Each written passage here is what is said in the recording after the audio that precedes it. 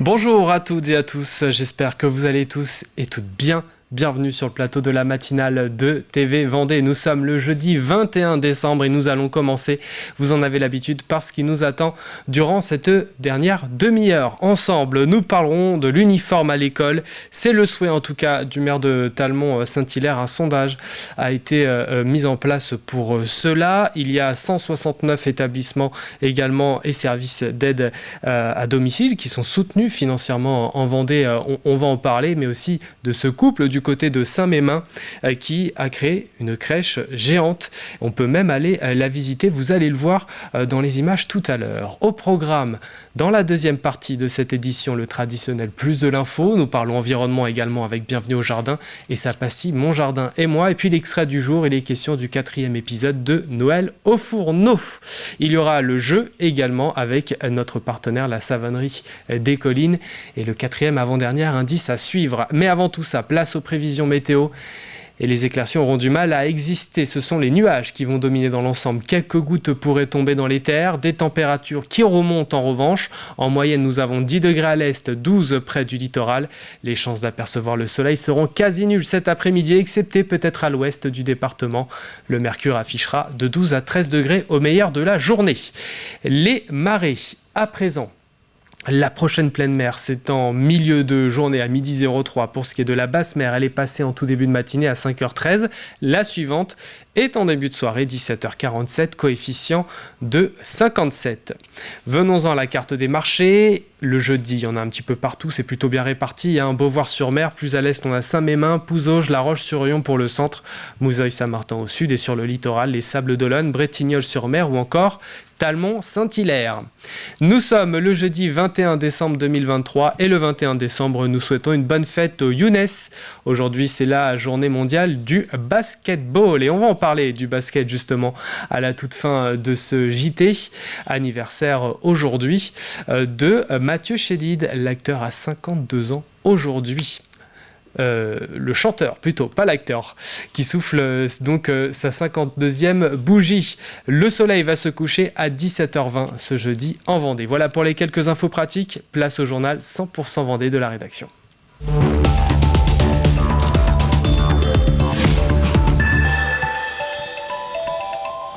Une tenue unique devrait être mise en place dans 3 des 4 écoles de Talmont-Saint-Hilaire dès 2024. Ces établissements se sont prononcés lors d'un sondage le mois dernier. Concrètement, il ne s'agit pas réellement d'un uniforme, mais d'une surchemise qui pourrait être portée par-dessus les vêtements. Une initiative voulue et défendue par le maire Maxence de Rugy. Plus d'explications avec Alexandre Lenaour. C'est une consultation qui a fait couler beaucoup d'encre. 4 réunions publiques, un sondage en ligne, une prise de température, comme l'appelle Maxence de Rugy, et que le maire de Talmont-Saint-Hilaire considère comme une volonté assez forte d'aller vers l'uniforme. Promoteur de l'idée, l'élu vendéen souhaite avant tout que l'uniforme soit un symbole visuel d'un vivre ensemble, et ce, entre des élèves issus de milieux et d'origines différents. Le fait qu'on efface un petit peu nos différences, sur le climat scolaire aussi, des choses très positives en disant on enlève un peu nos marques, la surconsommation pour dire que finalement à l'école il y a un petit côté de prestige, il y a le côté uniforme, on est tous unis, forger déjà dans leur cœur cet esprit de groupe, cet esprit de corps. On n'est pas qu'un individu, on fait partie d'un corps tout entier, d'une société. Alors concrètement, quelle forme pourrait prendre le développement de l'uniforme à Talmont-Saint-Hilaire ? Tout d'abord, contrairement aux idées reçues, l'uniforme n'implique pas nécessairement une tenue complète qui irait des chaussures à la veste, pas de règles toutes faites, sa composition est déterminée localement au cas par cas. À Talmont-Saint-Hilaire, par exemple, l'idée s'est initialement portée sur une tenue unique, c'est-à-dire sur une surchemise ou une petite blouse. Ensuite, second point, qui décide ? Si le maire est à l'origine de la démarche, c'est bien le conseil d'école de chacune des 4 écoles primaires de Talmont-Saint-Hilaire qui aura le dernier mot. Un conseil d'école qui est composé entre autres du directeur, des maîtres, mais aussi du maire de la commune et des représentants élus des parents d'élèves. Et puis enfin, en termes de calendrier, à quand une décision et pour une expérimentation, à quelle échéance ? Réponse avec Maxence de Rugy. Il y a encore du travail de concertation avec les équipes pédagogiques, les représentants de parents. Et au premier trimestre, nous irons devant les conseils d'école. Chacun votera en âme et conscience pour une mise en place potentielle à la rentrée de septembre 2024. Autre élément clé côté financier, si les uniformes débarquent à l'école, les parents ne devraient pas avoir à mettre la main au portefeuille. Les dépenses se feraient à 50-50. D'un côté, l'État, de l'autre, les collectivités locales. En clair, cela signifie que les contribuables de la commune de Talmont-Saint-Hilaire participeront indirectement et à hauteur de 50% au financement de la mesure. L'idée, c'est que ça ne vienne pas peser en plus sur les familles. Donc, il y a une question de solidarité nationale et locale. C'est à peu près un budget qu'on établit à 10 000 euros par an. Et donc, voilà, ça sera une manière aussi de contribuer à la tenue des enfants. Et donc, c'est peut-être aussi une économie pour les parents. Uniforme ou pas uniforme, la décision est donc maintenant suspendue aux décisions des conseils des 4 écoles primaires de Talmont-Saint-Hilaire. Il n'est pas exclu en revanche que d'autres villes vendéennes emboîtent le pas, mais pour l'heure, aucune ne l'a annoncé publiquement. 169 établissements et services d'aide à domicile soutenus financièrement en Vendée. Et ce, face au défi du vieillissement de la population et devant les difficultés financières rencontrées par certains établissements médico-sociaux. L'État et le département ont débloqué une aide de 10 millions d'euros en tout. Ces crédits vont permettre aux établissements et services médico-sociaux d'avoir une perspective budgétaire, de garantir la sécurité et la qualité de la prise en charge. Ce qui s'est passé, nous avons des prix de journée historiquement bas sur effectivement une population dont le niveau des retraites est aussi assez bas par rapport à l'ensemble de la région. Et finalement, petit à petit, on est venu puiser sur ces réserves sans vouloir augmenter de manière conséquente les prix de journée. Et là, finalement, de manière conjoncturelle, nous avons eu l'inflation, les taux d'intérêt d'emprunt qui ont augmenté puisqu'on est indexé sur le livret A pour avoir accès aux APL et à d'autres financements. Et donc, on s'est retrouvé finalement pris en otage. Jusque-là, on arrivait à faire face. La plupart des établissements arrivent à faire face, sauf que nos réserves diminuent. Et si on veut envisager sereinement l'avenir, avec tous les défis que nous avons à relever, il faut absolument qu'on puisse refaire une santé financière. Le centre hospitalier Loire-Vendée Océan s'est réorganisé. Il vient de créer un pôle d'expertise à la fois sanitaire et médico-social qui couvre l'ensemble de la filière gériatrique. Une équipe mobile qui travaillera avec les EHPAD, le secteur du handicap, mais aussi les aidants auprès des personnes âgées en perte d'autonomie. Plusieurs objectifs, la qualité, la sécurité des soins, la prévention, mais aussi l'accessibilité. Un projet co-construit entre la CPTS et l'hôpital.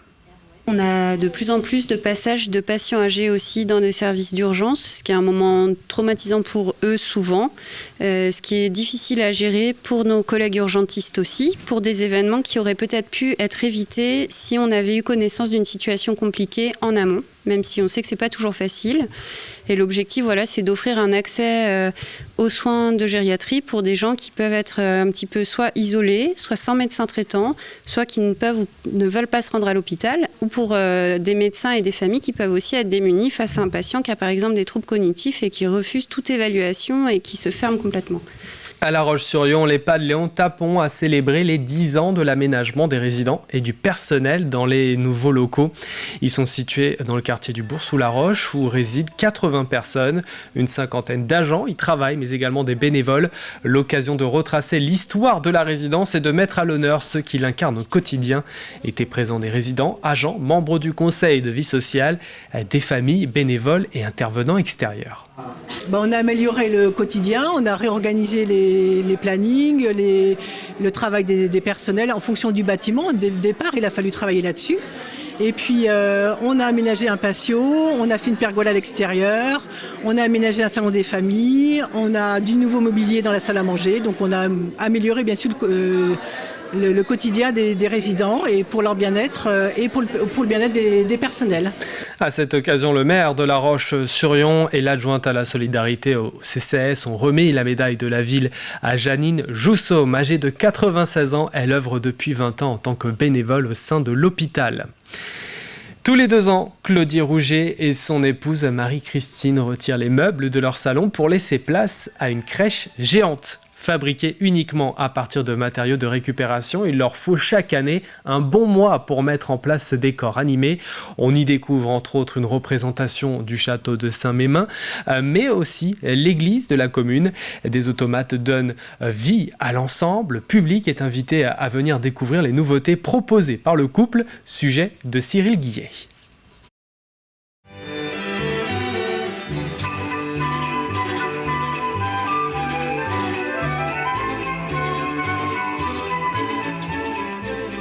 Tous les 2 ans, Claudie Rouget et sa femme Marie-Christine investissent leur salon pour y installer une crèche géante.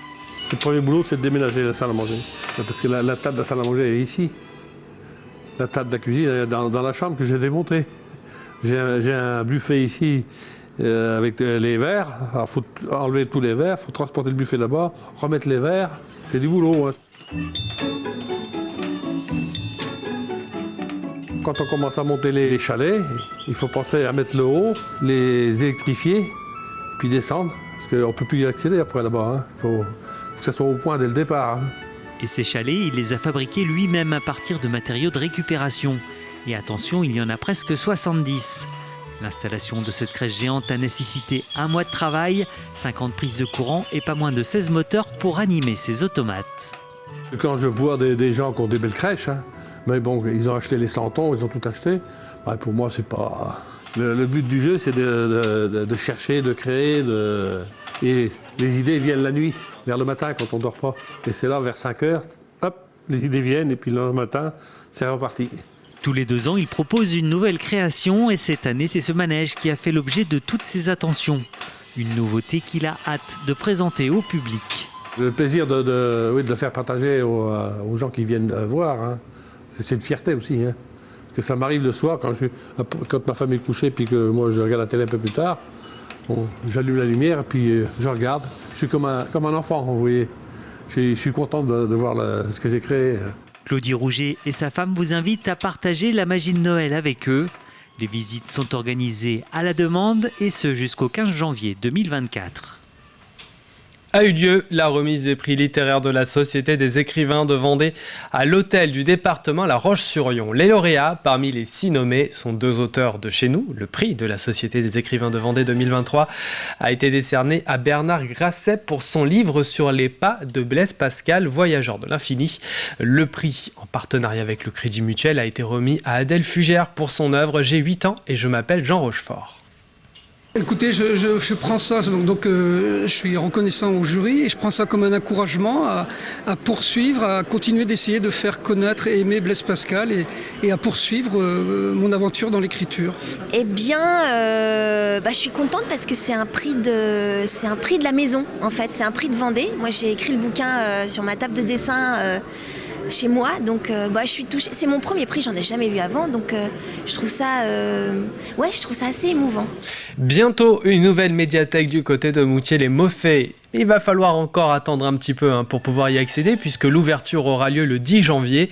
Il y aura de nouveaux livres, BD, mangas, un rayon spécial grand caractère adapté pour les personnes malvoyantes et même tout un choix de films récents. Au départ, on s'est rendu compte qu'il y avait pas mal de petites bibliothèques. Et les petites bibliothèques et médiathèques, donc c'est compliqué de les mettre, d'avoir un réseau. Et on s'est aperçu que les habitants allaient sur les grosses médiathèques. Donc l'idée était de dire, il vaut mieux partager sur le territoire. Et c'est pour ça qu'on a fait cette mise en réseau. Donc maintenant, on est 16 médiathèques sur le réseau. La 17e va arriver donc avec Moutier-les-Mauffets. Ici, il y a 3200 documents sur le site, mais potentiellement, les gens ont accès aux 75 000 documents du territoire.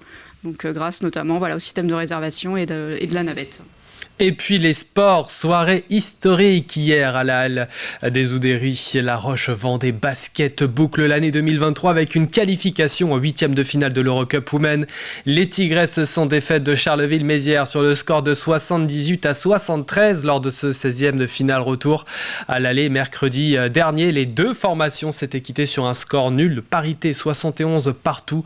Place désormais à la trêve hivernale avant de retrouver le chemin de la compétition. Ce sera dès le 7 janvier prochain sur le parquet de Lyon-Asvel. Voilà pour l'essentiel de l'actualité en Vendée. On poursuit avec la météo, les prévisions détaillées du jour. Et ce sont les nuages qui vont dominer dans l'ensemble. Quelques gouttes pourraient tomber aussi dans les terres. Des températures qui remontent en revanche. En moyenne, nous avons 10 degrés à la Châtaigneraie, à Luçon et du côté de Montaigu-Vendée. 11 pour Châlons et La Roche-sur-Yon. 11 également à la Tranche-sur-Mer. 12 degrés à Saint-Jean-de-Mont et au Sable-d'Olonne et jusqu'à 13 sur Noirmoutier. Les chances d'apercevoir le soleil seront quasi nulles cet après-midi, excepté peut-être à l'ouest du département.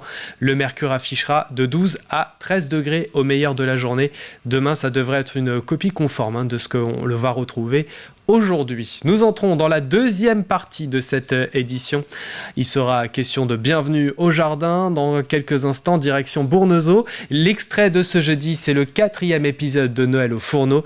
Il y a le jeu, bien entendu. Nous vous offrons un lot qui nous vient de la Savonnerie des Collines, notre partenaire cette semaine. Mais avant tout ça, on retrouve le plus de l'info.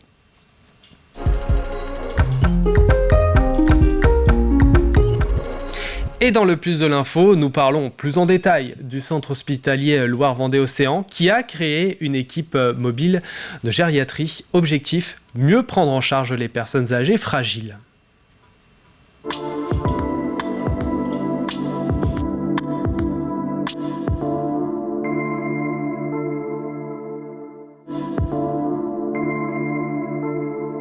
On part du constat qu'on a beaucoup de patients âgés sur le territoire et on a de plus en plus de passages de patients âgés aussi dans des services d'urgence, ce qui est un moment traumatisant pour eux souvent, ce qui est difficile à gérer pour nos collègues urgentistes aussi, pour des événements qui auraient peut-être pu être évités si on avait eu connaissance d'une situation compliquée en amont, même si on sait que c'est pas toujours facile.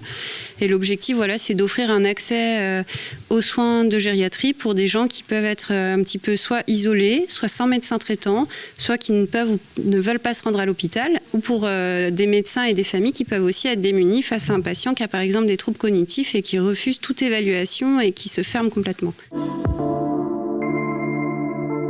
Ce volet-là, en fait, s'intéresse à des personnes effectivement qui ont déjà des fragilités, que ce soit parce qu'elles chutent ou parce qu'elles ont des problématiques de nutrition ou des troubles cognitifs, ou mais même des problématiques parfois de troubles de l'humeur qui n'ont jamais été régulés, des problématiques de difficulté à gérer les choses au quotidien. Mais on a un volet aussi de prévention qui s'adresse lui à des gens qui sont encore tout à fait autonomes afin d'éviter justement la survenue d'une perte d'autonomie et d'indépendance. Nos interventions, elles vont permettre de faire un diagnostic de la situation au mieux qu'on peut, de déterminer quelles sont les choses qui rendent ce maintien à domicile soit dangereux, soit difficile pour la personne et pour ses proches.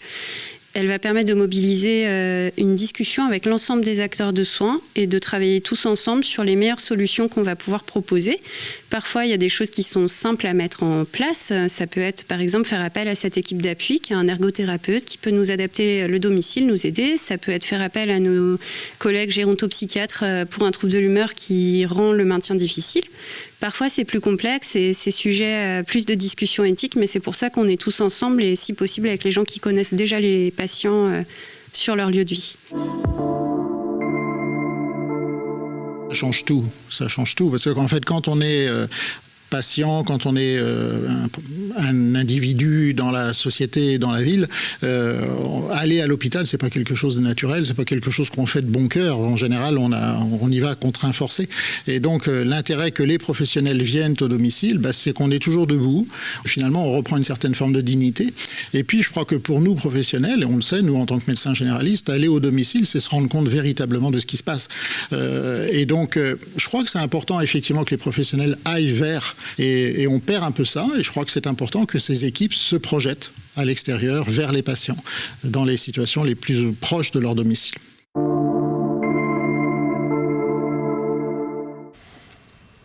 Et cette équipe mobile fonctionne du lundi au vendredi de 9h à 17h. Voilà pour le plus de l'info qui sera diffusée aujourd'hui. Nous poursuivrons avec l'extrait dans quelques instants, mais avant, c'est bienvenue au jardin.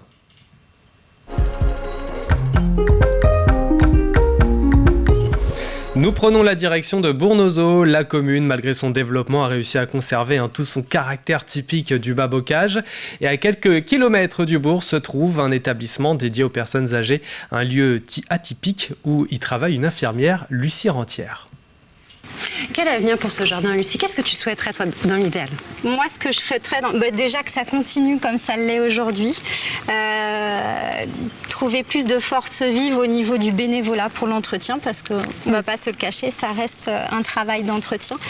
Et permettre aux résidents de manger plus encore tout ce qu'on peut produire, et faire venir peut-être les nourrices qui sont autour, les assistantes maternelles. Centre de loisirs aussi. Voilà, ces échanges-là, vraiment cette vie-là. Ouvrir davantage le jardin. Aujourd'hui, que vous disent les familles des résidents? les familles, enfin, moi je pense que c'est vraiment la vitrine de l'établissement, c'est le jardin. Dès qu'ils peuvent, ils ne sont pas nécessairement dans les appartements. Ils vont venir, ils vont s'asseoir sur la terrasse, ils vont se poser sur un banc. Les petits vont courir. Exactement. Et j'imagine que le samedi après-midi, ou comme bien même le dimanche après-midi, oui, il y a beaucoup de familles. Ouais. Et j'imagine que même pour des résidents qui, eux, n'ont pas de famille, qui, eux, sont seuls, reçoivent aussi à ce moment. C'est ça. Et c'est vrai que là, on voit ces deux dames qui sont à l'ombre en train de discuter. Quel bonheur, en fait. Oui. Exactement. Ça, c'est du bonheur au quotidien. Pour moi, le jardin, il est réussi parce que, voilà, il est investi tous les jours. Lucie, merci beaucoup. Merci à vous. Je te souhaite plein de belles choses pour la suite. Merci et merci de le faire partager, vraiment. Merci, Lucie. Merci.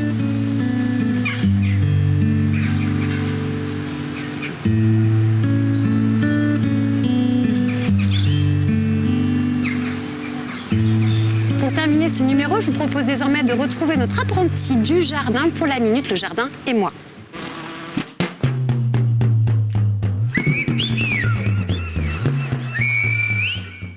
Depuis plusieurs années, nous sommes rentrés dans un cycle de réchauffement climatique. Cette période est difficile pour le développement des végétaux puisqu'ils demandent beaucoup d'eau.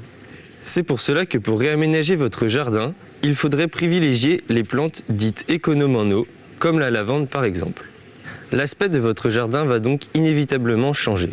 Le cactus pourrait être la pièce principale de votre jardin puisqu'il ne demande pas d'eau. Pourquoi pas privilégier la Tillandsia? Cette plante ne demande pas à être plantée et utilise l'eau de l'air ambiant. Je vous conseille donc d'utiliser des plantes économes en eau pour pouvoir préserver cette ressource qui est épuisable. Un beau jardin avec peu d'eau, c'est possible, à condition de bien choisir ses végétaux. Pour cela, renseignez-vous auprès d'un professionnel. Bienvenue au jardin revient un samedi et nous irons à Sainte-Pexine. Avant de passer au jeu et la question de la semaine, puis son 4e indice, voici l'extrait du jour.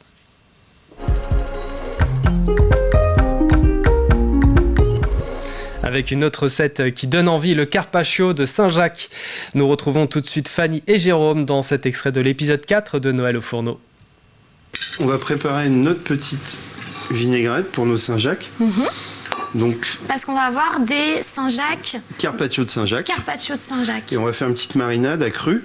On va les mettre à cru, puis on va faire une petite marinade yuzu. Le yuzu, c'est quoi? C'est un citron. D'accord. Voilà, très aromatique. Aussi partout? Alors non, là il faut l'importer.